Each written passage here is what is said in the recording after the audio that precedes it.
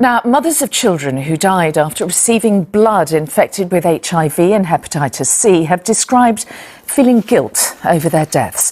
About 2,400 patients, including around 175 children, died after receiving contaminated blood products in the 70s and 80s. Now, the inquiry into what happened today heard from parents of some of the youngest victims. They said that they'd placed their absolute trust in doctors and had blindly carried on with the treatment. Amy Lewis reports.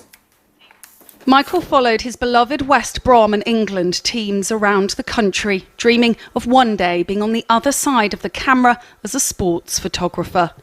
But he contracted HIV after being given infected blood as part of his treatment for haemophilia. He died a week before his 26th birthday. He kept saying to me, I don't know how long I'm going to be here. I want to do what I can when I can. He didn't just sit at home and mope. His mother, Linda, lost her only child. Well, he was really poorly, and this is when he was at home with me. And he came and gave me a hug, and he said, "You're never going to be a nan, are you, Mum?" He said, "I'm ever so sorry." And I said, "Don't worry about it." I didn't know what to say. Michael was diagnosed with haemophilia when he was 2 years old, a disorder that stopped his blood clotting properly. His mother said he was given contaminated blood repeatedly, even after cases emerged linked to HIV. Somebody must have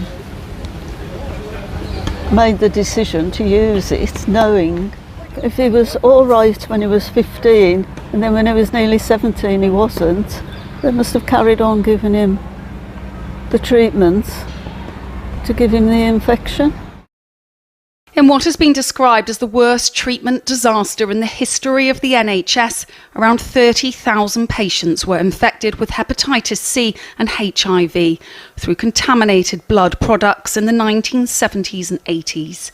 At least 175 children were infected with HIV.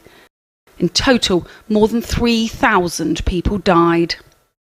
Someone's at fault, and I want them to find out who it is, why it happened. I think we all want to know that. Justice, really, isn't it? The inquiry is expected to conclude next year.